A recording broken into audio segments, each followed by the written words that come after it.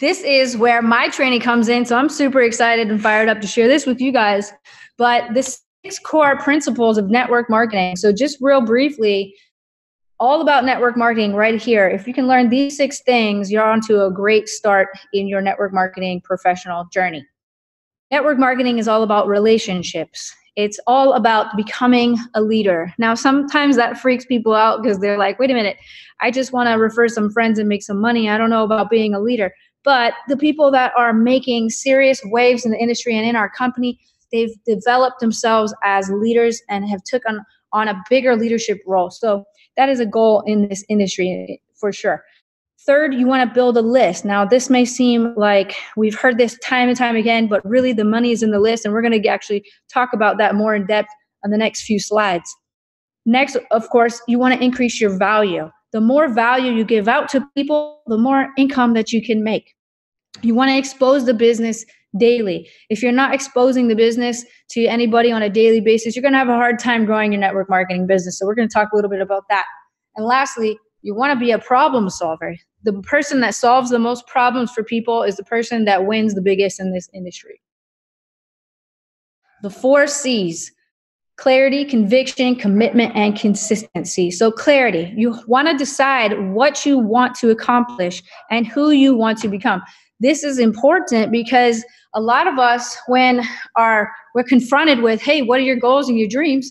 We become speechless somehow. We don't know what to say. But as soon as I ask somebody, hey, what's your fears and your weaknesses? This is already at the forefront of their mind. They can tell you right away what their fears and their weaknesses. Why I'm afraid of success. I'm afraid of failure. I'm afraid that this business isn't going to work. I'm afraid of spiders or scorpions or whatever it may be. But as soon as we say, hey, what are your dreams and your goals? What do you want to do for the rest of your life? What's your dream vision? What are you seeing in your future? And people become speechless. And they're like, well, I don't know. I got to think about it. So it's important to spend some time and really map out the vision for your future, because if you don't, you're not going to know exactly where you're going. You know where you're starting, but you have no destination in mind. So clarity is the number one thing that we need to focus on when we're starting out a business and becoming entrepreneurs for the first time. The second C is conviction. Develop unshakable belief that you can do it. Now, when I started HempWorks, I'm going to be honest with you, I had a lot of doubters, a lot of naysayers, including Josh. I'm just going to be honest. I told him, hey, this stuff has changed my life, and I don't even care if you do this with me or not. I have to get this product out to the masses because of what it's done for me. I had conviction that I had to get these products out to people, and I didn't care if anybody doubted me or not. I had an unshakable belief that I could do it. Now, when you are focusing on your own goals and your dreams and your mission for your life, you got to have that force that's going to bring you through all the hard times, because being an entrepreneur is not easy. It's a roller coaster. There's good times, bad times, easy times, hard times. Even when the money starts rolling in, new levels bring new devils. We've heard that before. So without a conviction and a belief in yourself that you can do this, you're going to have a hard time succeeding. So how you develop this is through training your mind, which I'm going to talk about in the next few slides. The third C is commitment. Develop the willingness to pay the price. So like Josh said, it's not a 30 to 60 day plan. It's not a 90-day plan. You have to be willing to pay the price. Now, for me, I had to fail forward in order to succeed in this industry. I had to fail through multiple companies before I aligned with Josh and My Daily Choice. And then, of course, HempWorks as it came on. But I had to pay the price. You guys, in 2015, I filed for bankruptcy. I had the hardest times in my life, but I did not care because I knew where my vision was. I knew where my destination was. I was willing to pay the price to get there. So that's commitment. You have to commit to your goals. You have to commit to your future that you're creating. The fourth C is consistency. You got to resolve to work on your goals every day and every night until they're accomplished. Stay consistent in your money-making activities. So if you are putting the work in like it's a business, you're going to get to see results eventually. If you're only doing this like a hobby or sometimes or when you feel like it or when it's convenient, then you're going to have a hard time succeeding. But if you are consistent, you're committed, you have conviction, and you know sure as well where you're going to go, you have clarity of your vision, you will succeed in this industry. Now let's talk about social media and marketing. This is probably the biggest thing people ask me. Can you teach us how you do social media? What is marketing to begin with? So this is one of my favorite things to talk about. Let's start from the beginning here. What is marketing? Well, marketing is all about just connecting audiences to products, services, or opportunities. I think a lot of times we try to confuse this and we get complicated with what marketing and social media is. Some of us never had any social media background before. Maybe this is the first time you've ever spent on Facebook, or maybe you're a Facebook veteran, but you don't know how to make this a money making tool for you. So we're going to talk about that. My first thing I want to bring up is, who are you and what is your message? So as you can see, this screenshot, this is my profile. You see this intro section right here. I'm telling you right here what I am and what I'm all about, who I am and what my message is. I tell you right there, founder of Hempwork, CMO, human rights, free speech, pro-cannabis. These are the things that are near and dear to my heart. This is my mission. And if you come visit my page, it is a good chance that you're going to get one of these topics that I'm going to be posting on. Now, why do I say that? Because I'm a big believer in not just changing who you are necessarily, not trying to fit in with how you think you're supposed to be, but defining who you are and then matching the audience that already matches that. So I challenge you to find the top 3 to 5 topics that really define you. Are you a basket weaver? Are you a horseback rider? Are you a scuba diver? What are the things that are passionate for you in your life? Now, what you're going to want to do is join those groups on Facebook, or join those meetup groups in real life, right? And start connecting with people that already have those things in common. You want to be looking for people that are like-minded. You don't want to go after people that are completely opposite, that you would hate to be around. Because imagine all these people you hate to be around are now on your team, and now you got to go on a leadership retreat with them. Who are the people you want to be on vacation with? Who are the people you want to see rise to the top? That's why targeting your market is so important, and it starts with defining who you are and figuring out what your message is going to be. My next point is, who is your audience? Let's talk about target marketing. Now, people say to me, how come when you post something, Jenna, on your page, you get 500 likes? I post the same thing and I get 4 likes. Why is the difference? How come I can post the same message and get a different result? Well, here, I'm going to explain it to you. Now, what happens when you sign up for Instagram or Twitter for the first time? They ask you, what are your interests? Do you want to follow ESPN News? Do you want to follow CNN? Do you want to follow Donald Trump, right? All these things start coming up on your feed, and then you get to choose who you're going to follow. And they're basically tailoring your interest on Twitter or in Instagram so that you have a better experience, so that you're getting to see the things that you actually want to see. What happens when you sign up for Facebook for the first time? They don't ask you any questions. The only question they ask you is, do you want to sync your contacts in your phone to your Facebook page? And the reason is Facebook's whole thing is, well, we want you to connect with your real friends. Well, that's challenging when it comes to marketing using Facebook, because what happens when you sync the contacts in your cell phone to Facebook? Well, now you got your 3rd grade teacher. Now you got your volleyball coach, or your son's volleyball coach, or whatever. You've got your ex-boyfriend from 3 years ago. You haven't deleted his number yet. Now you've got, all walks of life, all different categories of people. You have a completely mixed audience. So now you got 300 people right off the bat, and you don't know what the heck they even want to follow. So when you post something, you might not get good engagement because your friends are all mixed up. So it's important to really define who your audience is. Who are you talking to when you're posting on your Facebook page? Now, what do your social media pages say about you? Let's talk about branding. What's your images and the association of that brand? When you think about Coca-Cola, what do you think? I think about a red can that has soda in it that may not be that great for you. That's my opinion. I think about the polar bear when it's around Christmas time. What do you think of when you think of Nike? You think just do it, right? You think of maybe Tiger Woods, or you think of basketball players or sports. What do you think of when you think of iPhone or Apple? You think about very clean design, very simplistic kind of, well, I do because I'm in the marketing department. I think about what their designs are. Each brand has an association. You've built in your mind an opinion about the brand based on what you've seen about it, right? When you become an entrepreneur for the first time, you become a brand. Jenna Zwagil is now a brand, right? So what do you think of when you think of my name? What do you think of when you think of your own name? This is the point I'm trying to get to. Maybe you don't know who I am, and that's fine. I'm not as big as Coca-Cola or Nike. But now, Susie Williams, or I'm just using an example of somebody maybe in the audience, I don't know. But now, whatever Susie is posting, that's now her brand. So she's now, okay, I used to have a job and now I'm a HempWorks affiliate. Here's my brand. I'm going to start posting all over the internet, posting all over Facebook. What is your brand saying about you? What kind of image are you portraying about you? Because after people start to see your name a few times, they begin to build an association of what you're going to post and what you're going to be all about. Now, if you're the kind of person that has that one negative friend in your newsfeed, we all have that one friend, right? I know we do. And that one friend's always posting about their health problems or their drama with their boyfriend, or they always got something negative going on, right? Okay, that's their brand, whether they're in business or not. They're associating themselves with those kind of posts. And it's important to know that once you become a network marketer, anything that you put out there is now a reflection of who you are and what your brand says about you.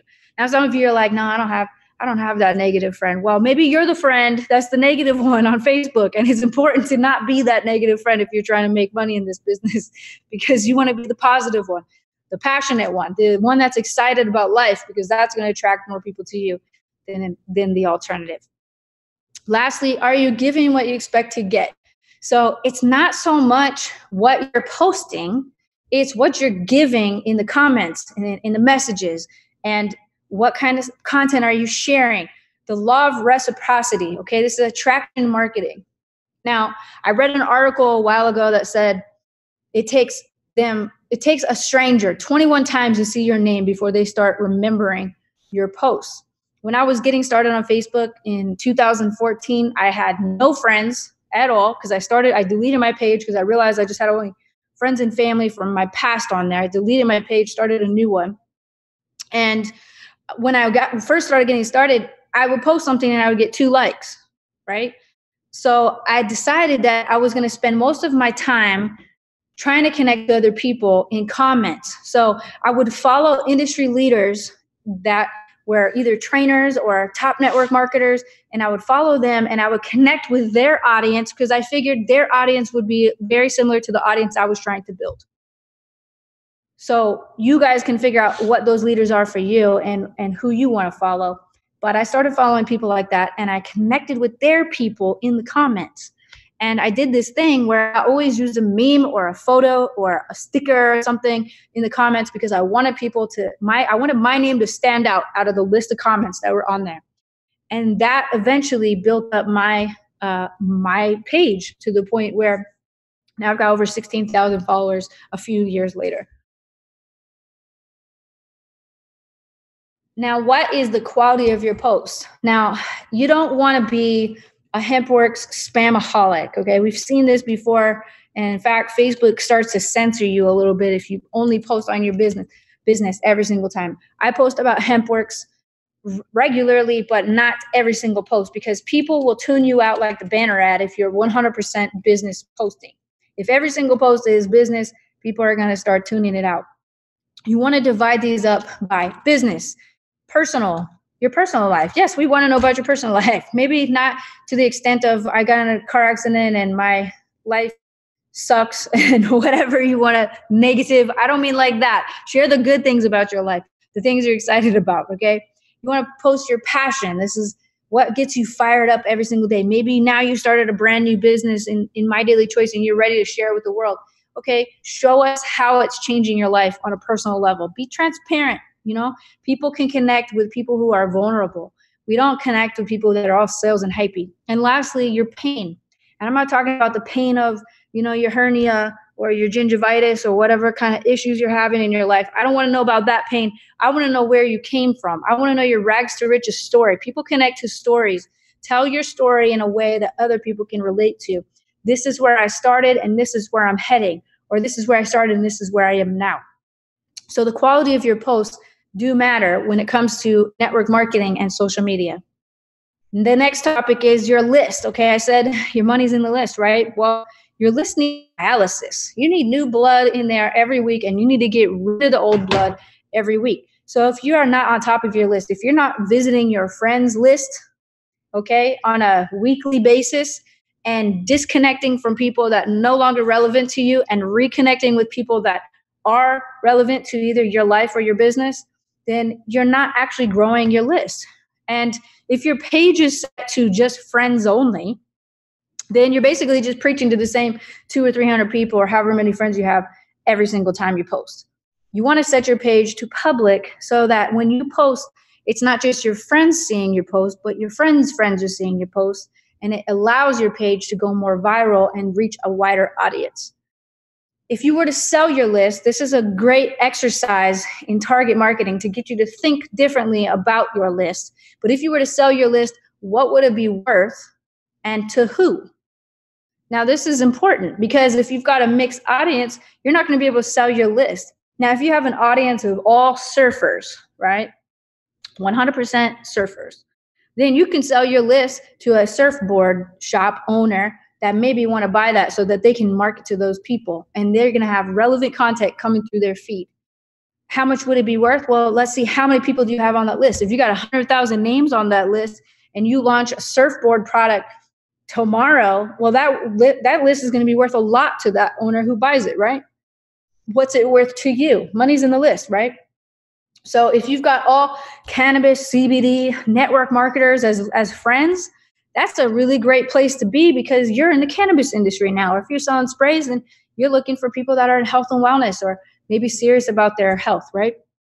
So lastly, you want to focus on the relationship, okay? You cannot take withdrawals without putting deposits. You can't go to the bank and say, I want to take $1 million out if you never put any money in the bank. They're going to look at you funny. Well, it's the same way when you become a network marketer and now you're like, oh man, I need to get some prospects. Let me go look at my friends list. And you're like, well, I haven't called Jamie in a while. Let me call her and pitch her on this deal. I don't advise that. I say focus on the relationship first.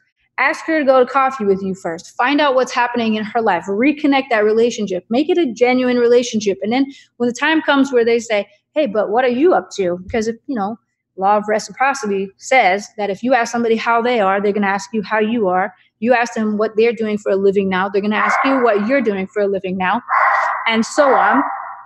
And ignore my dogs. They're going crazy. They need some CBD.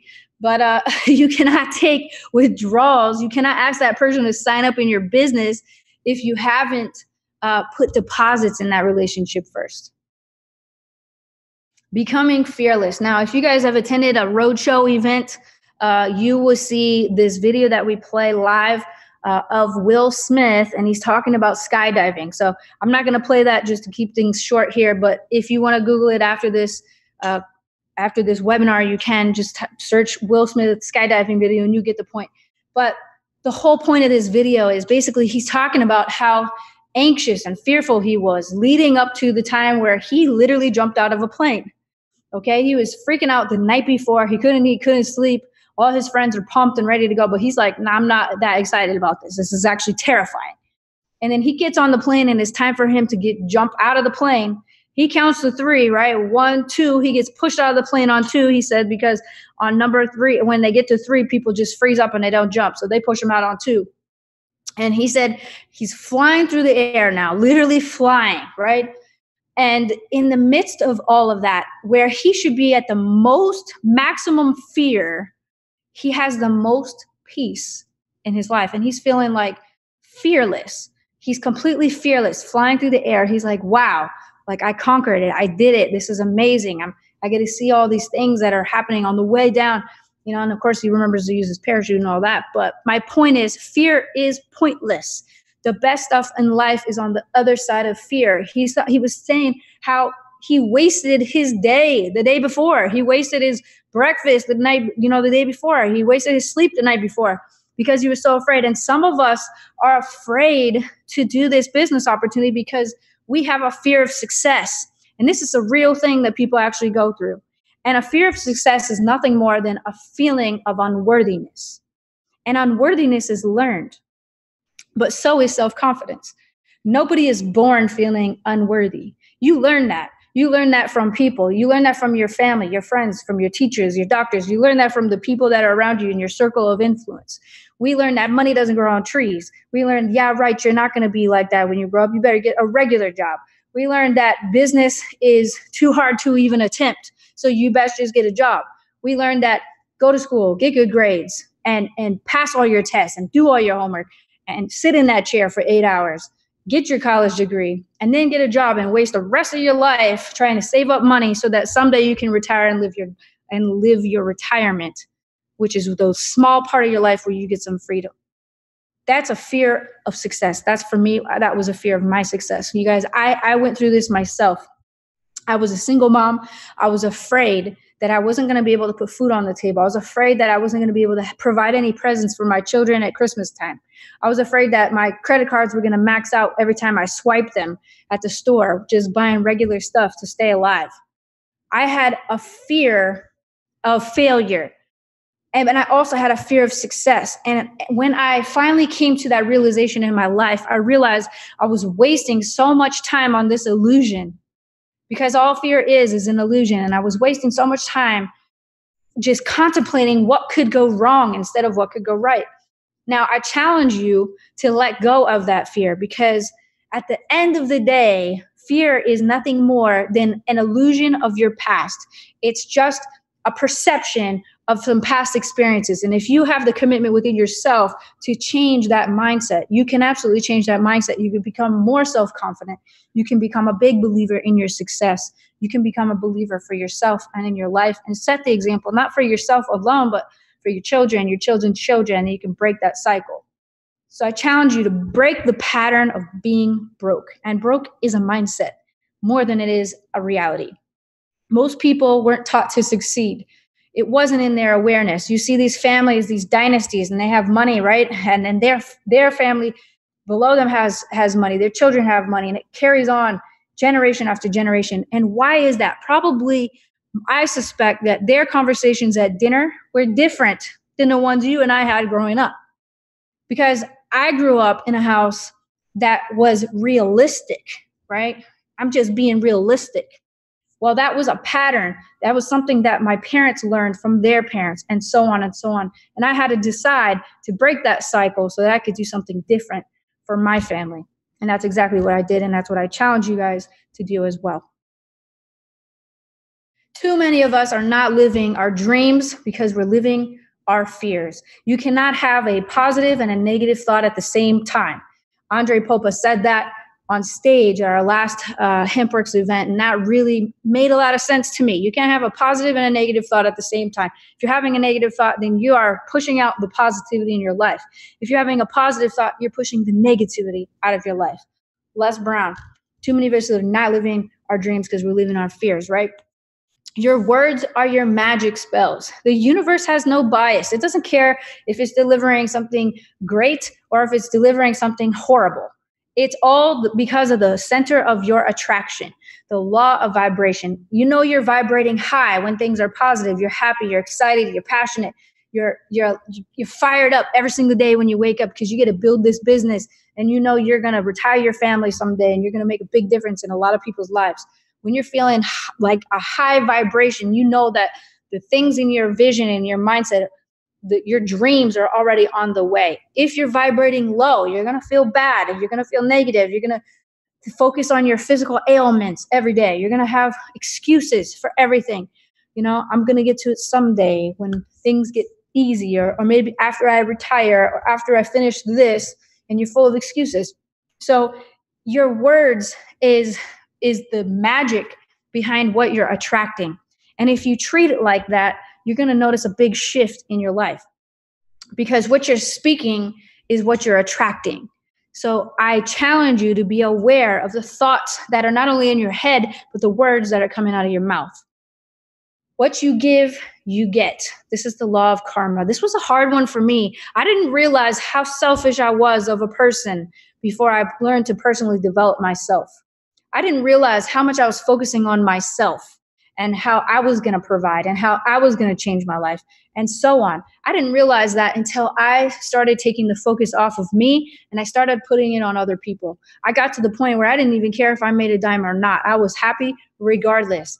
All I wanted was to help people and get them to be successful, because that feeling of giving outweighed the feeling of receiving. When you become a parent and, when you're a child, it's all about getting gifts, right? When you're Christmas or Hanukkah or whatever the holidays are, you're excited about getting the presents. As you grow up and you mature, it's all about giving the presents. You want to give because that's worth it for you. If you can treat that feeling the way you treat Christmas morning or Hanukkah, whatever, the same, if you can do that in your life where it means more to you to give than it is to get, you're in the flow, and the law of karma is going to deliver to you exactly what you're putting out. I personally tip people way more than most people tip. And I did that before I even had the money. And that's because I wanted to get comfortable with giving away. I wanted to give that away because I wanted to see the magic of the receiving end as well. And I wanted to see the light that it brought to other people's lives. Now, every situation, some of you are going to argue with me on this, and that's okay. I'm going to challenge you to think differently today. That's the purpose of this training.